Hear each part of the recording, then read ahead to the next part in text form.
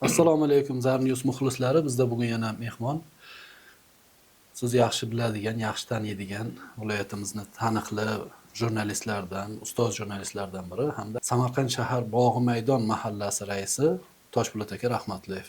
Ustoz xush kelibsiz studiyamizga. Endi mana shu kecha kunduzda o'zi butun ijtimoiy tarmoqda ham, yurtimizda ham shu masala bo'lyapti. O'sha xonadonlarni obodonlashtirish, mahallaga mas'ullarni kirib borayotgani va ayrim hokimlarni mana shu jarayondagi noto'g'ri xatti-harakatlari. Siz mahalla rais sifatida bu holatni qanaqa qabul qildingiz? Bu holat juda bir o'rinsiz qo'shilish bo'ldi. Shaxsiy hayotga bu qo'shilish, shaxsiy hayot, shaxsiy mulkning daxlsizligi degan gap butun dunyoda bor, qonunchilik, demokratik davlatlarda shunday, bizda ham bor. Bu bilasizmi, bog'liq shu narsa bilan bog'liqki, o'sha ayrim rahbarlar, ayniqsa hokimlar bu o'zlarini mutlaq hokim deb o'sha yerda hisoblash usullarida. Shuning uchun agar esingizda bo'lsa, bundan belki 3 yil oldin shu hokim atamasini almashtirish kerak. Ular o'ziga o'zi shu ruhiy jihatdan, psixologik jihatdan biz hukmron deb o'ylaydi ba'zilar, o'zi savodi, madaniyati uncha yetarli bo'lmaganlari. Shuning uchun boshqa davlatlarda, qo'shma davlatlarda masalan shahar raisi deyiladi yoki tuman raisi deyiladi yo boshqa burgomistr deydi, boshqa davlatlarda mer deydi. Shuning uchun mana shu hokimlarimiz, ayrim davlat idoralarining rahbarlari o'zlarini mana shunday xalqimizning yuridik savodsizligi, o'z huquqini bilmasligi, qonundan bexabarligi sizdan foydalanib o'zlarini mana shunday xuddi bir bemalol sezganda, o'z o'yiga kirganday, o'zini bir bolasiga, farzandiga muomala qilganday muomala qilyapti-da. Bu noto'g'ri, umuman noto'g'ri bu. Shuning uchun bu xalqimizda norozilik uyg'otyapti. Dolzarb 40 kunlik ketyapti. Tozalik, obodlik, ozodalik bu boshqa masala. O'sha eshigini oldi, darvozasidan tashqarida u so'rasangiz bo'ladi. Lekin uni ichkariga hovlisiga kirsa ham, hovlisiga, xonadoniga kirib, hovlida masalan o'sha albatta bu yerda profilaktika inspektori birga bo'lishi kerak. Agar ruxsat bersa, o'shanda ostonasidan hatlab kirish kerak. Agar odam yo'q, hozir men qabul qila olmayman, imkoniyatim yo'q desa, ichkariga kirish yo'llarini haqqi yo'q. Nima uchun? Hokim bo'lganligi uchunmi? Inspektor bo'lganligi uchunmi? Butun boshqa mamlakatlarda faqat sud qarori bilan o'sha qonuniy tarzda shaxsiy xususiy mulkka kiriladi. Men xususiy mulkka dedim, tamom yaqinlashmaydi. Shuning uchun buni u hokim bo'ladimi, prokuror bo'ladimi, boshqa bo'ladimi, o'sha o'yiga kirib, xonadonga kirib, xolodilniklarning muzlatgichlarini ko'rishi, kirmi, kirmasmi, nima uchun iflos deb ushlab ko'rishi, bular umuman to'g'ri kelmaydigan narsa. Mana Bog'i maydonda ham shu mas'ul bormi hozir? Sizni mahallangizga ham hokimlikdan yoki boshqa bir boshqaruv idorasidan bir mas'ul biriktirilganmi? Turli tashkilotlardan mas'ullar biriktiriladi. 6 ta, 5 ta, 4 ta mahallaga. Ana kecha masalan bizga mahallamizga shahar prokuraturasidan bir xodim keldi. Biz prokurorlar 5 ta atrof mahallalarga vazifangiz nima desam, ha vazifam shu mahalladagi toza ko'rish. Aytib ko'ring dedim. Mana mahalla markazi, ko'chalarimiz toza, obod. Undan tashqari men doim aytaman buni. Bizda mana Bog' maydonida biz alohida bir kunni shanbalik deb 4 tomonga yurib, suratga olib, video qilib ko'rsatib yurmaymiz. Chunki bu tozalikka har kun qarash kerak. Bir yilda hatto ilgari 2-3 marta shanbalik e'lon qilinardi.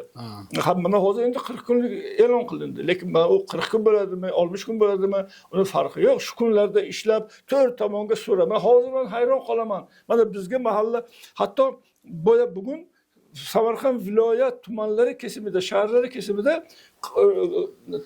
ro'yxat chiqibdi. Qaysi tuman, qaysi shahar nechta surat joylashtirdi, nechta video joylashtirdi va necha marta o'sha tozalik haqida qilinayotgan ishlar haqida gapirdi, munosabat bildirdi.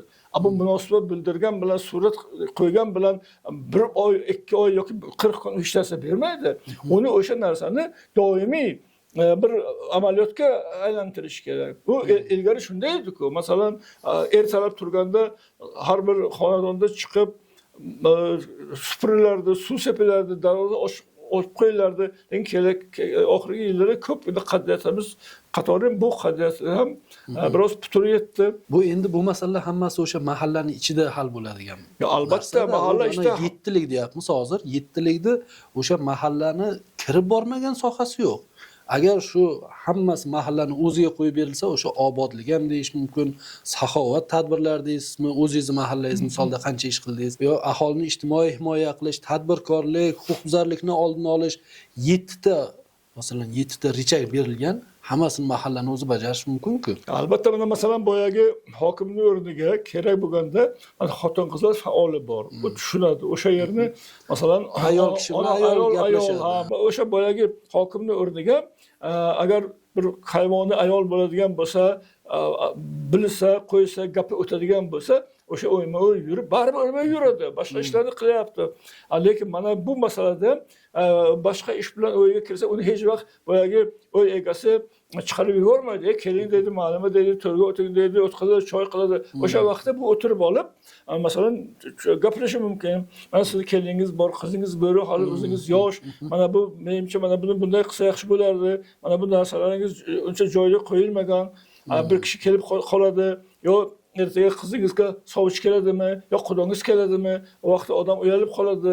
Mana shunday deb unga tushuntirish mumkin. Toshpo'lat aka, endi mana holatni bir nima qiladigan bo'lsak, buni qonunchiligimiz bor.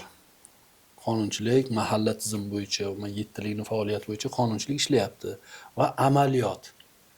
Amaliyotda o'zingiz aytganingizdek, rahbarlarning ayrim topshiriqlari to'g'ri kelmaydi. Hozirgi holatda qonunchilik bilan amaliyotdagi vaziyat qaysi tomonlarda kamchilik, qaysi tomonlarda bir nuqsonlar bor?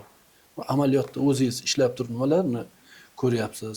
Qo'yilayotgan ayrim hokimliklardan, hukumat yoki boshqa tomondan talablarga nazar tutyapsizlar. Ha, shunday.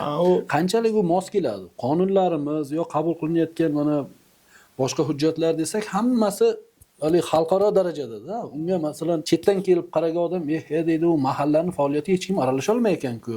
Bu mustaqil organ ekan-ku o'zi. Mana shu 7 kishini o'zi boshqarar ekan-ku hududda dedi. Aslida shunday. Aslida o'sha ilk qonunning o'zini boshqarish to'g'risidagi qonunning dastlabki variantlarida ham mana hozir ham alohida yozib qo'yibdi. Mahalliy boshqaruv tizimiga kirmaydi deb yozib qo'yibdi. Lekin afsuski unday emas. Afsuski ayrim hokimlar mana eshitib yuraman, xususan tumanlarda, Samarqand shahrida uncha emas. Har holda bu yerda o'ziga xos biror bo'lsa o'sha talabga amal qilinadi, lekin xususan tumanlarda mahalla raisida umuman bosim juda katta. Hatto mana men mahalla xodimlari uchun bir sanatoriya tashkil qilgan Toshkentda Qibrayda. O'shaga bordim, Buxoro viloyatidan kelgan ayrim mahalla raislari aytayapti. Mana biz bir necha kishi edik, 2-3 kishini hokim qo'ymadik ekan. U qonunni bo'ladigan bo'lsa, bu pulini to'lasa, ta'tilda bo'lsa, nima uchun hokim qo'ymaydi? Ayrimlar buni o'sha yana savodi pastligi, madaniyati pastligi rahbarlarni biz oylik beryapmiz sizlar, pul beryapmiz. O pulni u kissasidan birinchi cho'ntaga bermayapti. Davlat puli degan narsa yo'q, davlatning puli yo'q, davlat qayerdan puli bo'ladi? U pul o'sha xalqning puli, soliqdan tushgan pul, yer osti, yer usti boyliklardan tushgan pul. U mablag'ni 7likka, jumladan mahalla raisiga berayotgan sababi bu bizlar masalan o'sha davlat oldimizga qo'yayotgan vazifalarni bajaryapmiz. Xalqqa xizmat qilinyapti. Ana shu xalqqa xizmat qilinayotgani uchun oylik berilyapti. U hokimga bo'ysunsin, hokimning noqonuniy ishlarini bajarsin deb oylik bermayapti. Mana chunki aslida o'zi xalqning xizmatchisi.